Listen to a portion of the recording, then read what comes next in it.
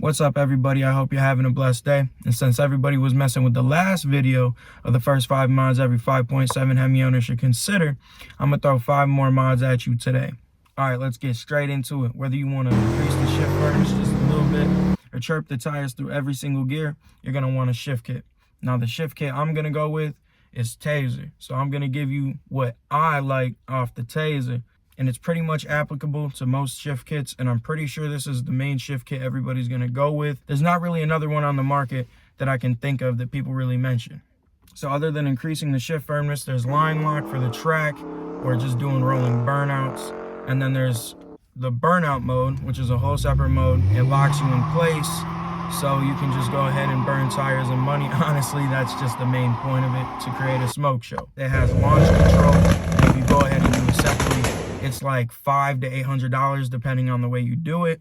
For a $260 shift kit, to include that, it's well worth the money in the shift kit with that alone. So you don't have to try to juggle the pedals and work it perfectly. You can go ahead and set it 3100, 3200 RPM, whatever you need to launch at to get the perfect little launch. And the last thing I wanted to mention really quick about it was it displays the temperature of the transmission on the EVIC. Now, I'm going to go into a whole video when I go ahead and get mine. There's a lot more to it, but that's the main basis of the shift kit, and I think it's a really, really good mod to consider. Next up, make sure you don't die and you can stop on a dime. Upgrade your brakes, people. I see people rolling around with 400, 500 horsepower with stock brakes, tiny brakes.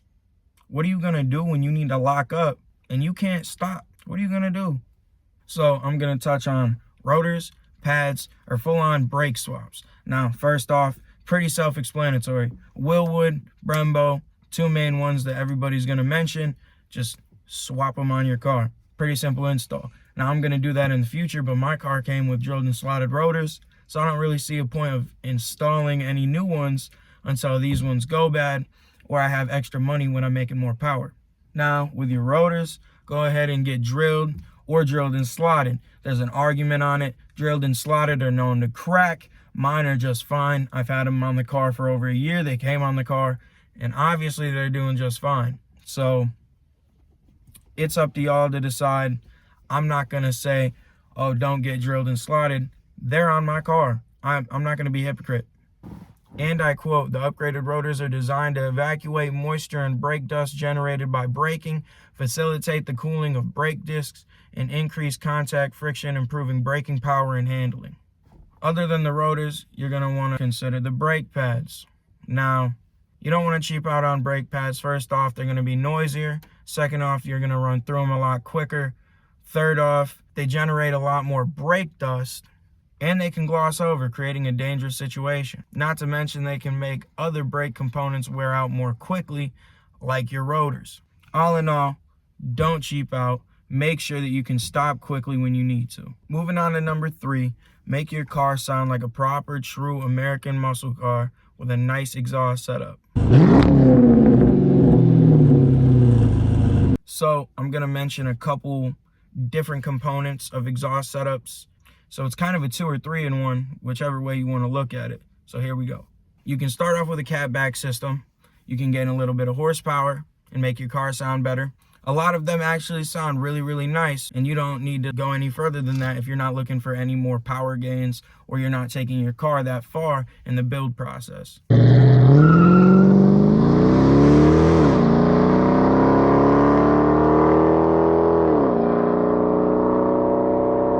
But if the Catback isn't loud enough and you want more power, you can go with a set of headers, or you can go with a full exhaust system, which is basically headers, mid-pipes, all the way out the back of your car, including X-pipe and all.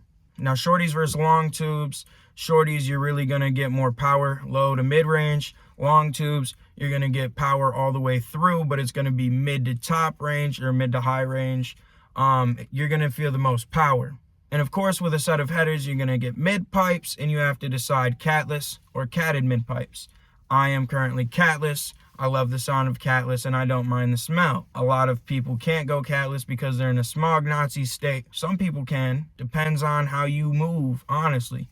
You'll gain horsepower, feel extra torque throughout that RPM band, and you'll make your car scream like an animal. like this.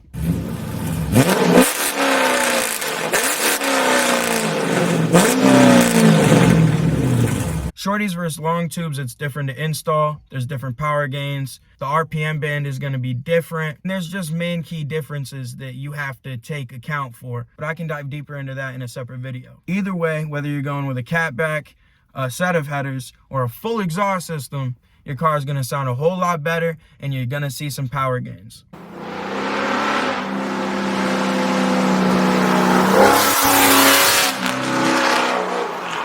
So now we're moving into big boy mods, big boy money, and big boy power.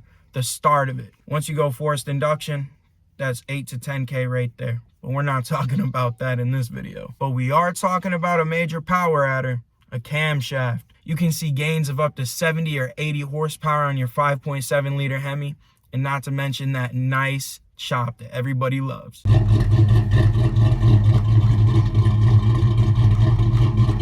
Now, some of these camshafts do require torque converters. Some will be just fine with the stock converter. Do your research before getting the camshaft, or you're going to be sitting there looking like you're at a rock concert at a stoplight. Also, on top of that, the torque converter will help deliver the power more efficiently, so you will see more power if you were to dyno your car before and after the torque converter if you had a cam. With a lot of these camshafts, you're going to potentially rev out to 67 to 7,000 RPM, which is going to really help your top end, and it's going to sound extremely nasty. I mean, these cars scream at 6K. Imagine what they'll do at 6,700. There's a lot more to it. I'll go into an in-depth video on this as well. But if you're a higher mileage owner of a 5.7 HEMI, if you do a camshaft, you're going to want to look into things like replacing the timing chain, water pump, and oil pump. A lot of these things are known to go bad around certain mileages, and you don't want to be doing your camshaft and a couple months down the line have to retake apart the motor just to slap these parts on. And moving on to the last mod of this list, improve your acceleration and cut some weight with a one-piece drive shaft. Now, some people will say, go carbon fiber. I'm fine with aluminum. I personally am not going to spend the money on that unless I'm making big boy power, and I mean tons of power. But with a one-piece aluminum drive shaft, it'll be much lighter. You're talking about cutting 25 to 30 pounds of weight off the car. Now, that's rotational mass. You're talking 100 to 120 pounds of dead weight off your car. That's going to seriously help your 0 to 60 time, your 60 foot, and you can shave a few tenths off in the quarter mile. And the last thing to note, with the two-piece, you have a linkage that has to flex, and then you get the power delivered. With the one-piece, the power is delivered instantly, and it is a lot stronger than those two pieces with that linkage in there. So it can handle the extra power that you've thrown at the car, and on top of that, you're preparing for future power that you can throw at the car. Now, there's a lot more preparation that you need to do for a 5.7 liter HEMI to handle big power, but that's a start to handle future power, such as forced induction. If you guys enjoyed the video, learned something new, or want to follow along with the boat build process or future informational videos, subscribe, leave a like, and comment what you want to see next. Peace.